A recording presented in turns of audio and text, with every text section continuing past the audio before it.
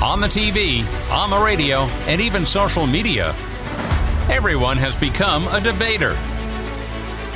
Hot heads, hot takes, and lots of hot air are now the norm. But only one can be the master debater. This is Master Debaters from News Talk 550 KTSA and FM 1071. And I'm Dennis Foley, and welcome to Master Debaters, the show where the best argument wins. Joining us this week, you can hear him each Saturday morning on the Saturday Morning Hangover on San Antonio Sports Star, ESPN 1250 AM and 94.5 FM. James Pledger. Hey, James.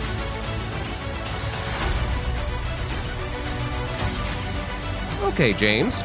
Our next debater brings you your sports headlines from Fox News Headlines 24/7 on SiriusXM Channel 115. Matt Napolitano. Hey, Matt. Hey, Dennis. How you doing? Good. And our third debater is a witty and punny columnist you can read in the Washington Post and WashingtonPost.com, Alexandra Petri. Hey, Alex. Hello.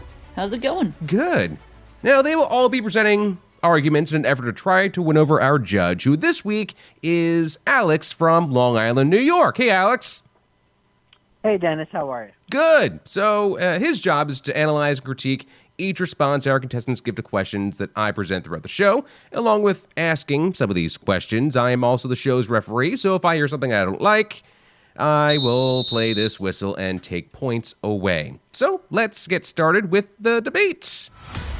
Opening arguments on Master Debater. It is time for opening arguments. In this segment, I will give each combatant a question. That combatant answers the question, and our judge, Alex, will give them the score between 0 and 10 points. They will have 30 seconds for their argument, and a buzzer will let them know when that time is up. The first topic is one COVID-19 vaccine better than the other? The Pfizer and Moderna COVID-19 vaccines are both highly effective, but new evidence suggests the Moderna vaccine may have an edge. In the first head-to-head comparison, researchers studied health records of veterans who got the shots and found Moderna offered a 21% lower risk of infection and a 41% lower risk of hospitalization. The study, published in the New England Journal of Medicine, focused on the initial alpha variant of the virus. That's correspondent Bradley Blackburn. You hear the other vaccine is more effective than the one you got. James Pledger, do you then have buyer's remorse? 30 seconds. Well, I mean, I'm definitely feeling a little bit slighted. I got the Pfizer. Both shots and the booster, and now I'm hearing this info, and I want them to double check their math, because as someone who has been fully vaccinated for a while and now boosted, as far to my knowledge, I have not yet contacted COVID-19, so I'd like them to run the numbers again using my information from my own personal data. Alex, what score do you give that 0 to 10? That's a fair answer. I'll give it 8. Okay, next topic. Turns out a popular toy for toddlers has some very adult content. 1, 2. Dancing cactus toys. Babies and toddlers love them as they wriggle and sing in a number of languages. Unfortunately, the Polish language song turns out to be an explicit rap about cocaine and hopelessness, with the opening lines, "The only thing in my head is 5 grams of cocaine." A representative for the rapper says he had no idea the song was being used in a children's toy, adding he's disgusted. That's correspondent Vicky Barker. So, Matt, what's the worst possible thing you can think of being inadvertently added to a toddler's toy? 30 seconds. Not where I thought we were going with this. I'm gonna say probably we always think about it with toddlers' toys. You know, they say to watch for any sharp pieces or any kind of knives or anything. So I would suggest that possibly having a ninja throwing star as a teething ring might be problematic for a child or an infant, for that matter. A little lost on the fact that a song about cocaine gets through a talking cactus and is just being sold in the as seen on TV aisle at Bed Bath & Beyond. That's kind of cool in my eyes, not gonna lie. I feel like you usually got to do peyote to see a talking cactus. Alex, what score do you give that 0 to 10? Well, as long as the song isn't Baby Shark, I would say that's a pretty fair answer. I'll give him a 9. Okay, next topic. You can shower with Chipotle. There are two types of people in this world. Those who love cilantro and put it on everything, and those who think it tastes like soap. Well, now you can actually lather your body up with cilantro soap. Chipotle created the soap in response to the very polarizing herb. It's apparently a genetic thing. Roughly 14% of people are wired to think it really does taste like soap. Chipotle's bar is loaded with the fresh scent of cilantro. It costs $8. It's correspondent Stacey Lynn. So, Alex, would you use this cilantro soap? 30 seconds. I'm not one of the people that it tastes like soap for.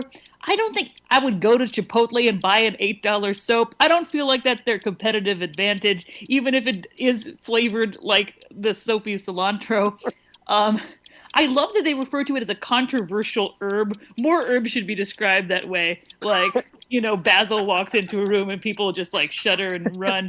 I don't know. I like this energy for cilantro. I hope that it brings more of that to 2022. And I think I will give this to people I dislike. I think that's what I will do. I won't shower with it myself. All right, Alex, what score are you going to give Alex 0 to 10 for that? Well, I don't know. I think oregano may be considered a controversial herb.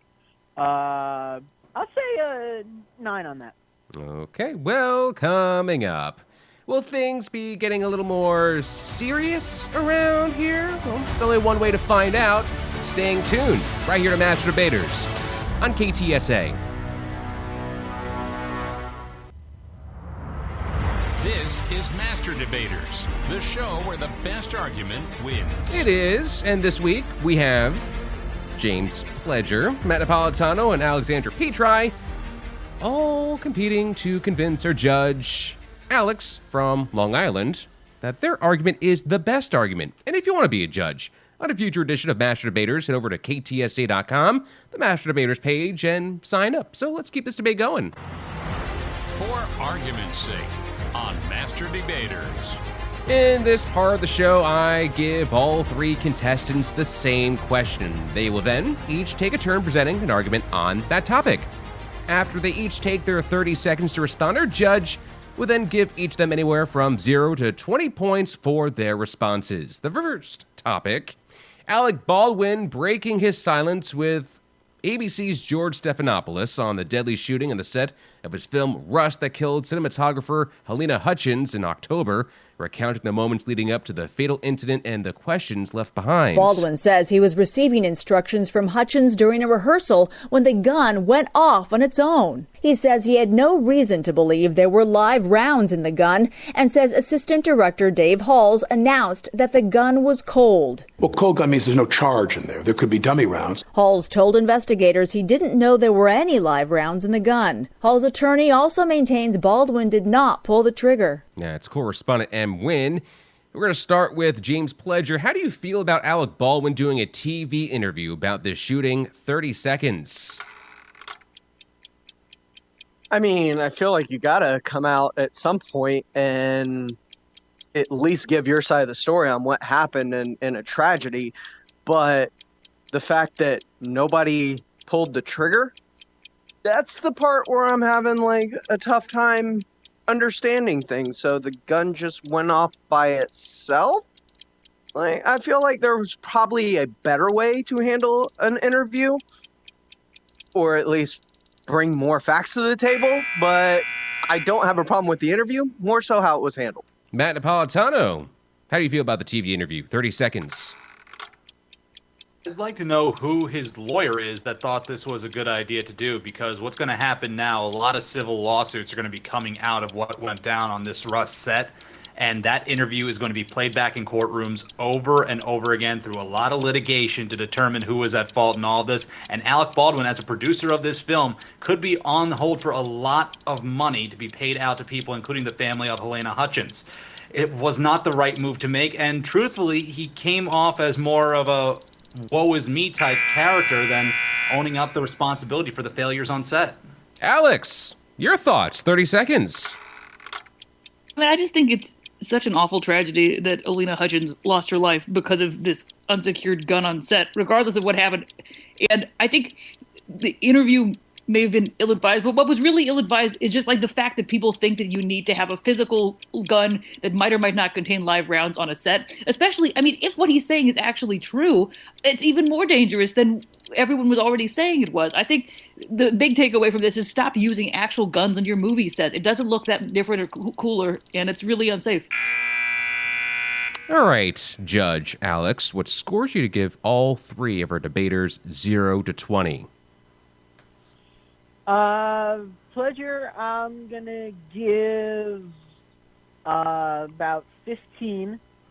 Matt, I'm going to give 18. And Alex, I'm going to give 18 as well. Okay. Next topic. The common phrases of the traveling dad do hold weight. Turns out he will turn this car around. According to a new survey from thedad.com, 77% of fathers take note of heavy traffic by saying, "Glad we're not going that way." And more than a third lament fellow drivers with the phrase, "People don't know how to drive in this town."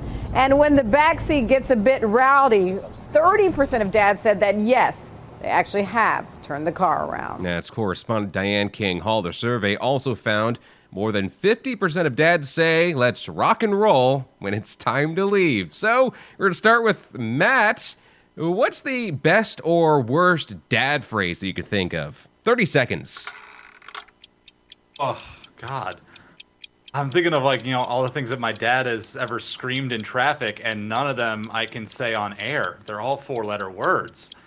I can't really go on my own end on this. I will think back to there's something that my grandfather used to say behind the wheel, and it's when somebody would cut him off or somebody would make like an illegal turn or whatever, and he'd say, "Where'd they get their license out of a box of Cracker Jacks? It's ridiculous," like referring to the booby prize.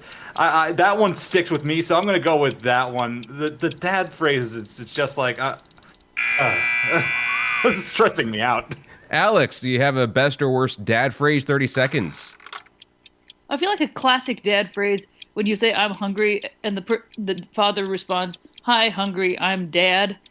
I think that's a sort of unbeatable one. But I would like to say this sort of bad pun joke, it's not just for, male parents. It can be for anyone. I feel like puns keep getting restricted to men who are fathers, and any man and any person indeed can make such bad jokes. But yeah, my dad always says, "You're a poet, you don't know it, but your feet show it. They're Longfellows," which is totally unintelligible to me, but I thought I'd throw that in. Pleasure. Best or worst dad phrase, 30 seconds. My dad loved to scream "arriba" at the top of his lungs when we would cheers and drink, and that one always felt a little out of place to me, especially since we are a mainly white family. So that was one that always fell hard on me, but it was Dado, so you always just went along with what he said. Dad puns are just a part of it. I'm pretty sure once I hit a certain age and have kids, I'm also going to speak in puns for some reason. All right, Alex, the judge. What scores do you want to give out 0 to 20 for the best and worst dad phrases? Well, this is tough because, like Matt, my dad, there's really nothing that we can say on air that he said. It's just unrepeatable, especially in the car. I'm gonna say I'm gonna give Matt 20 points. I'm gonna give Alex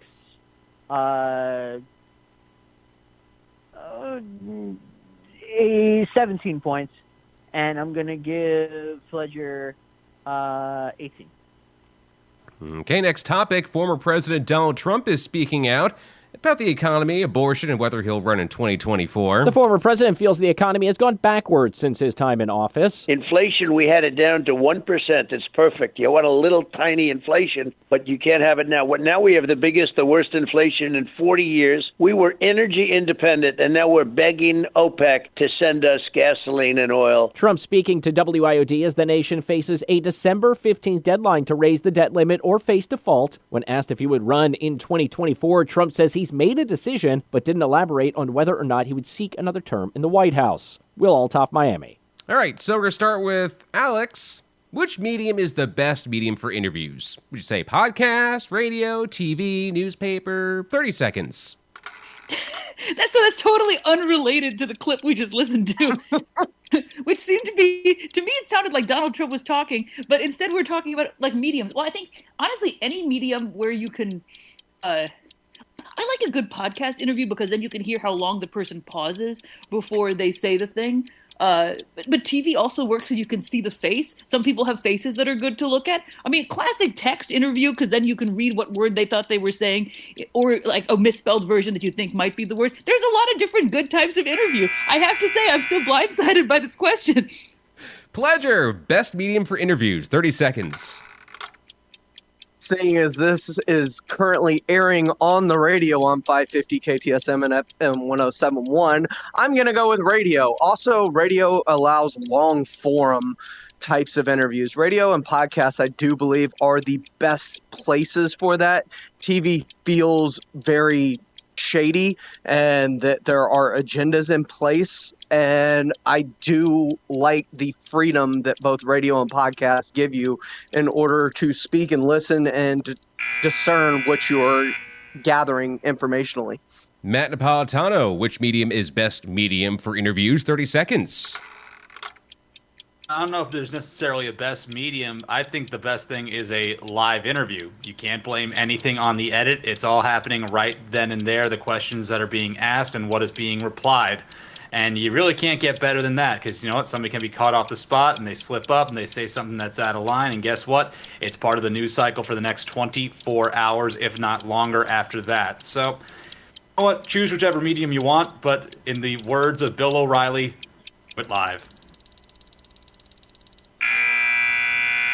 Judge Alex, what scores you want to give out for those best medium 0 to 20? Well, Alex didn't really answer the question, mostly because she was blindsided. So I'm going to have to give her 6 points. Pleasure gets a deduction for pandering. So he's going to get 14 points. And Matt actually got the right answer. It's the live interview is fine, whatever medium it is, but it's got to be live because you don't want to edit, which is what Dennis will probably do to my answer to this question. So I'm going to go with I'm going to give him 20 points. Okay, and maybe I will, maybe I won't. You have to listen to find out, I guess. Or maybe you are listening now and it's getting my head's starting to hurt. So we'll see what the debaters have to present to the judge. Coming up next, the Master Debaters from KTSA. This is Master Debaters from 550 KTSA and FM 107.1. I'm Dennis Foley. Joining us this week, we have James Pledger, Matt Napolitano, and Alexandra Petri, who are all working to coerce our Judge Alex from Long Island, New York, to give them more points than their fellow competitors. So let's keep this debate going. State your case on Master Debaters. So our competitors before the show came up with a topic that they wanted to talk about and present to our judge. They will get 60 seconds to do exactly that. During those 60 seconds, if the other combatants wish to challenge, they will get 30 seconds each after the case is done being presented. After those challenges, the original presenter, they get to rebut with 30 seconds. If they change their topic from what they had sent in before the show, I'm going to give an automatic 5-point penalty. There's also a broader range of points at stake in this round. Our judge can now give up to 20 points, or can take away up to 20 points from everyone, whether they present a story, challenge it, or choose to stay quiet. So, do you guys want to guess who our points leader is at this point in the show? Alex. No. I think the leader is Matt. I think the loser Matt. is Alex. The correct answer Self-Alex. is Matt. So, Matt, you get to start with your 60-second argument. So, former New York Governor Andrew Cuomo found himself back under fire this week with the release of the findings of an investigation by New York State Attorney General Letitia James looking into allegations of sexual harassment that really forced Cuomo out of office. And what we're learning from this is that his brother, CNN host Chris Cuomo, was helping out a lot more behind the scenes with his brother's case than was led to believe. In fact, in one case, he was doing what's referred to as oppo research on some of the harassment accusers that were coming after his brother. I get wanting to defend family. You know, it makes sense. It's in your blood to want to defend your own. That being said, what Chris Cuomo did while still having his own program and having his journalistic powers entail to track down sources to follow these women was far crossing the line ethically. It was not called for. If he was going to help his brother out in these circumstances, he should have backed away from CNN, should have stepped away from the program and like, look, I'm stepping away from my show for a month and go away from this. The fact that he was allowed to maintain on air as while all this was going on behind the scenes is just absolutely sickening to me. Alex, 30-second challenge. This is more of a, I just wanted to talk because I feel like talking is sometimes good. Then I completely agree. I think this is a great argument, and you're correct. I think the fact that it went on for so long before, and everyone was like, oh, you know, it'll be cute if he interviews his brother. This sort of weird blurring where, like, one of the things that Cuomo was saying, the governor one, was when he was defending himself, was like, you know, he just had this, like, family atmosphere, which is code for, like, my workplace is a nightmare. And so, like, having to be like, am I being interviewed by CNN, or am I talking to my brother? Am I at work, or am I, like, hanging out with friends? Like, this chaos led to bad stuff. Matt, 30-second rebuttal. Nothing to really rebut there. I think we're all kind of on the same page. The fact that we went through this whole time period and early in the COVID crisis of Cuomo-sexuals and people trying to like make him the hero, the savior of the pandemic, when in reality, so much was going on behind closed doors, was going on so much inappropriate interactions. On top of all that, the crisis that was happening within nursing homes where people who were the most susceptible to this virus were essentially left to die, unable to be able to contact their own families. There's so much wrong with what Andrew Cuomo has done, and justice is seemingly to finally be served. All right, so Judge Alex, what scores you want to give Matt, Alex, and James for his lack of argument? -20 to 20. Well, James, I'm not awarding or taking away for staying out of it.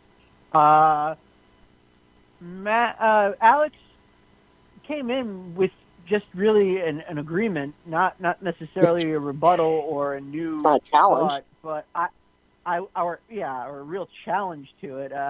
I'll give her 5 points, you know, for ringing in.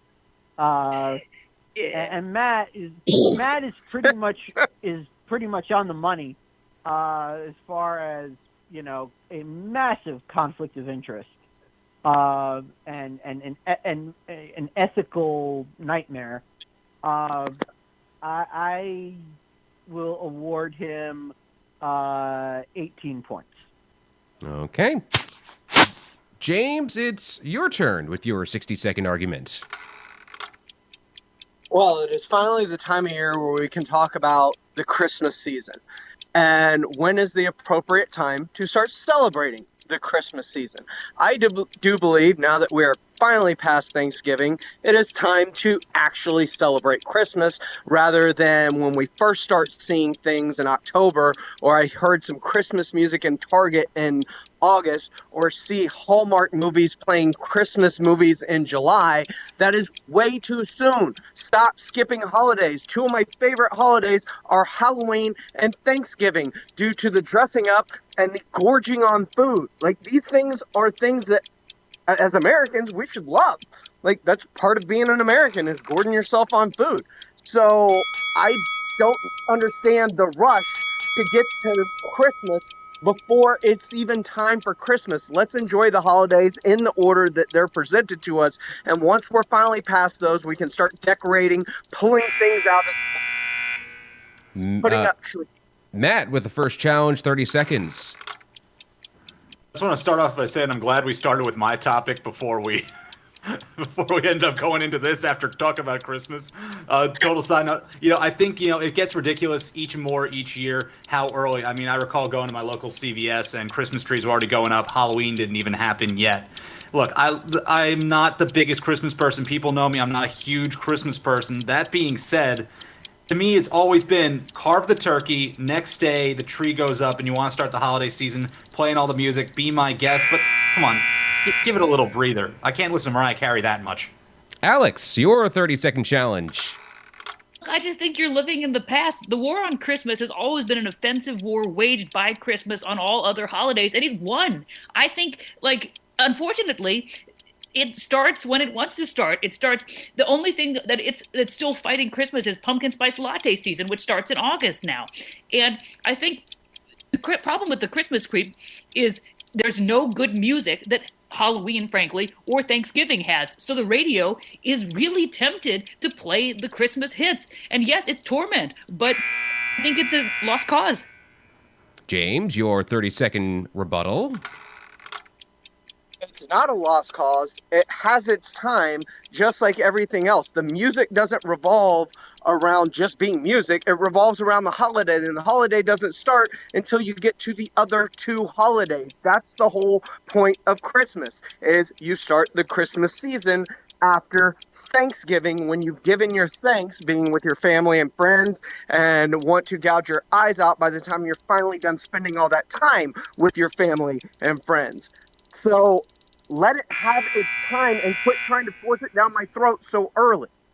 Okay, Judge Alex, what score is you giving -20 to 20? Well, this is tough because as one who doesn't celebrate Christmas, but whose Hanukkah started 2 days after Thanksgiving, I see your dilemma. I personally am in agreement that everything does have its time and its place, and the Christmas season should start, after Thanksgiving. But I know that that's not the way that the world and marketing and unbridled capitalism works. So I'm going to give James. I'm going to give James 19 points because he was right on the timing. I'm going to give Alex 12 points, and I'm going to give Matt. I'll also give him 12 points. Okay, Alex, it's your turn for your argument. 60 seconds. All right, so 2 days ago, we had a celebration of this newfangled holiday, which is Spotify Wrapped Day, which everyone gets all excited about. How they're going to be sharing their Spotify Wrapped. And I think this is a scam. I think every time Netflix or Spotify or one of these places that's just been harvesting my data all year long has a special bonanza day when I'm supposed to share even more data and be excited that it's been tracking my every movement, all the most embarrassing things I've listened to, all the weird Googles I've done in moments of weakness, and this is like a bonanza, fun, cheerful day when we're all supposed to be relishing how much data they've captured. I think it's a bad bombing, as they say in Star Wars Episode 1, and I've apparently added to my lexicon. I also think this because I'm unfortunately a YouTube Music subscriber, and so I have slight sour grapes because they don't do anything like this. They have a sad little thing that will tell you what your stats were. James Pledger, the first challenge, 30 seconds.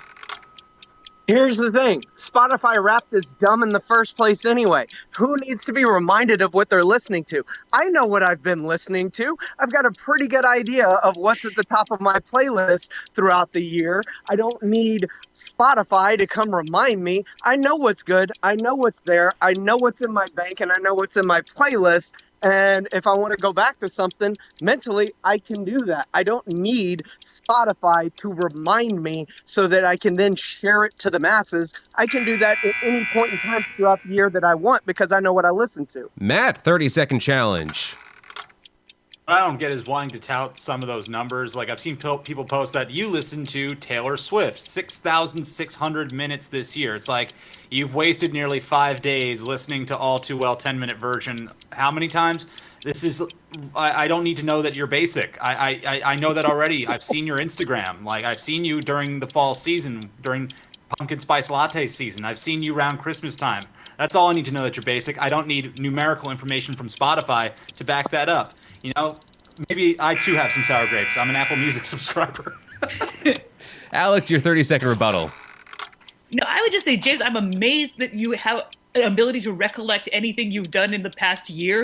My brain is soup at all times, and I honestly would appreciate being told that, which I realize is now contradicting my entire argument. So I take it back. I hate it, and I'm mad about it. And furthermore, I think Taylor Swift is gaming the system, which is why she has a 10-minute long All Too Well version, because suddenly you spend a much longer percentage of your life listening to her detail everything that went wrong with Jake and the scarf, and then her numbers go up.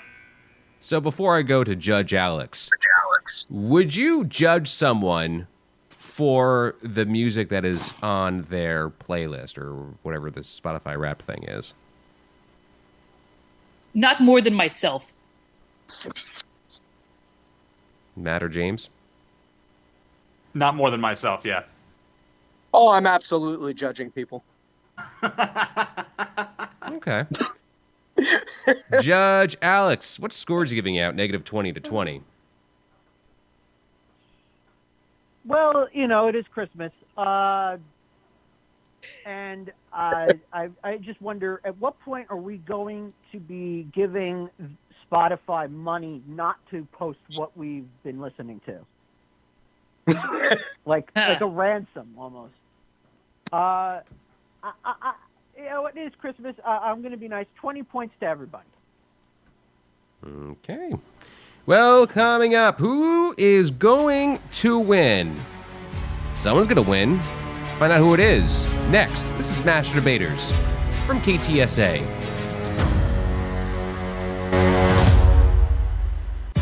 From 550 KTSA and FM 1071, this is Master Debaters, the show where the best argument wins. That argument ends right here, right now. It's a battle this week between James Pledger, Matt Napolitano, and Alexandra Petri trying to convince our judge, Alex, from Long Island, New York, that their argument is the best argument. But now it comes down to one final fight. Closing arguments on Master Debaters. So this is where it all gets decided in a 4-minute melee. I'm going to give a topic, and our 3 contestants will hash it out for 4 minutes. Now, at the sound of the final buzzer, our judge will give each combatant up to 100 points or can take away up to 100 points. The person with the fewest points right now will get a 15-second head start, and then everyone else can join in after a bell has rung. So you guys want to guess who has the fewest points right now? Is it me? I think it might be Alex. Correct answer is Alex. So the topic: $600,000 in missing donations to Joel Osteen's Lakewood Church in Houston may have been recovered. A plumber found an undisclosed amount of money while doing repairs to a bathroom. That plumber, whose name is Justin, called into KILT, the Bull morning radio show, and reported what he found. Went to go remove the toilet, and I moved some insulation away, and about 500 envelopes fell out of the wall. And I was like, oh, wow. Now, mind you, he just called into the radio station during a segment they were doing. It wasn't, anything more direct than that. And the Lakewood Church would not give any details on the money that was found, but did report it to Houston police. So the question, what would you have done in this situation if you found a bunch of envelopes full of money inside a wall while you're working? And would you have called into a radio show to admit that this had happened to you? Alex gets a 15-second head start. It's 4 minutes, which begins right now. I would say I wouldn't call into the radio show because, in general, I don't call into a ton of radio shows. But no shade to radio, though. Radio is a great medium. However, I would say after seeing both this happen and when the truck that was going down the interstate and suddenly a bunch of money flew out of it and people were like just picking it up, and apparently you're not supposed to do that. Like if you can see the truck the money falls off of, that's like a felony or something, which I thought if like there's free money in front of you, you can take it. This is just like a bonanza, but apparently there's not always money in the bonanza stand for people in this situation. So I think I certainly wouldn't document in any way that I had taken the money, either by calling into a radio station or by putting myself on Instagram in a video being like, check out all this money I found from the truck. That being said, would I take it? I think the bigger question is, I wouldn't document it, but would I take it? And I don't know. I'd like to think I wouldn't. I also think that if you're taking it from the Lakewood Church of Joel Osteen, you're probably doing something better with it than it would have been doing there. So probably that's a net positive for the world. That's what I would say when arraigned. Here's the thing, Alex. Go ahead, Jay. Go ahead, please. If you wouldn't take it, I would. Because let's get this right. Joel Osteen has got money hidden in his walls. That screams to me whether he's either stealing for the church, embezzling, like he is doing something illegal, and he is not going to report any of that money that goes missing because that money that is then going missing would incriminate himself. So that is basically free money for you to have. If I'm the plumber in that instance, that money is coming out of the walls, that wall is being patched up, and I am going to my new house in Bermuda. You know, I love this as like a sad thing. If you want to make yourself feel pretty decent, like, you know what, take some of that money and donate it to an actual charity so you know that it's actually going towards a good effort, towards a nonprofit. So this way it'll make you feel a little bit of peace of mind. I think it all matters for me in the circumstance of where you're taking it from. If I'm taking it from the Lakewood Church, I'm going to be able to sleep that night. I'm going to feel good about myself. I'm going to feel like I did a good deed. Okay? I did a service to my country. As opposed to, like, if this is like, you know, happens at, like, you know, at my grandparents' house, I'm going to feel like really bad about this. I'm going to have questions. I'm going to ask what's going on here, but I'm not going to steal just yet from my grandmother because I'm going to really have a hard time dealing with myself after that. That's all I'm going to say.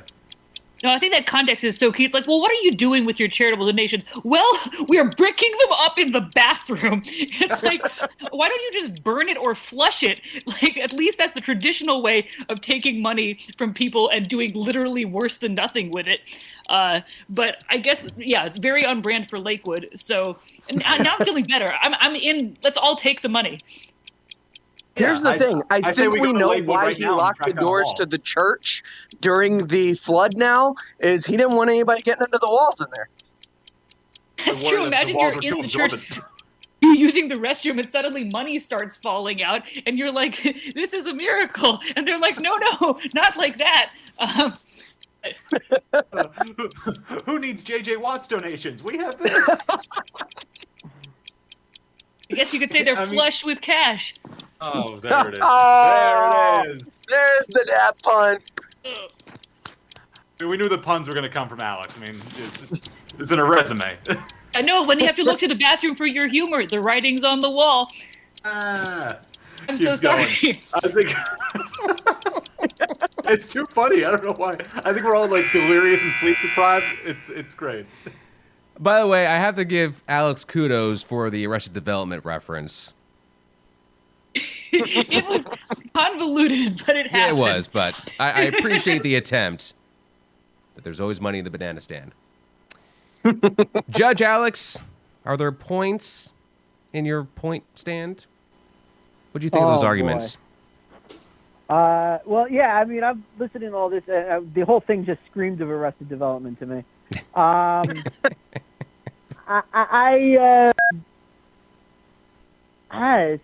It's a tough one because if I'm working on a church and then I find money in the walls of the church, I'm questioning what's going on in that church. But this is Joel Osteen's church, and we all know nothing positive's coming out of that. So the points. Let's see. Alex did very well but then she made the terrible puns at the end. So I'm going to give her, let's see. Oh, we're going to 100 now. 94 points. I'm going to give Pletcher 72 points. And I'm going to give Matt 86 points. All right. I like how our judge is docking points on a show that's title is a pun. Just saying. Do as I say, not as I do. Well, after a series of very serious discussions on a variety of topics, it's time to name this week's Master Debater. In third place, with 166 points, James Pledger. In second place, with 181 points, Alexandra Petri, which means this week's Master Debater with 203 points, Matt Napolitano. Congratulations! You get to celebrate with 60 seconds in the winner's circle. That begins right now. All right, wow. That was not expecting a win today. Thank you so much to both my fellow competitors. This was a lot of laughs and a lot of sleep deprivation all around, it feels like. So I really, really enjoyed the shared atmosphere on that. To everybody out there, wishing you Merry Christmas, Happy Hanukkah, and Happy Holidays, Happy New Year.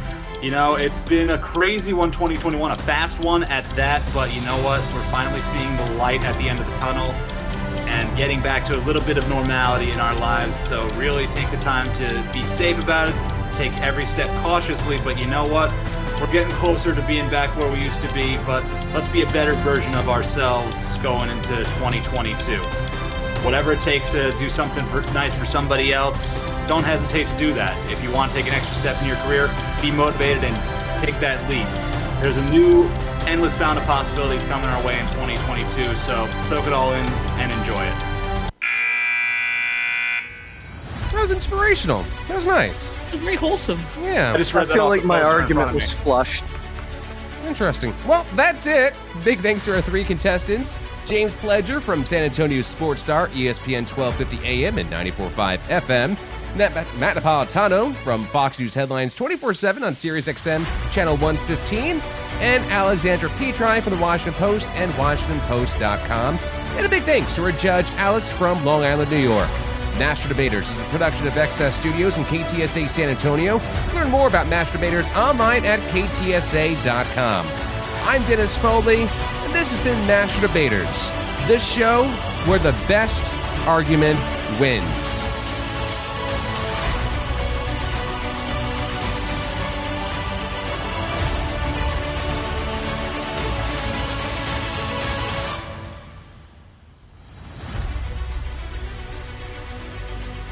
San Antonio's home for news and talk.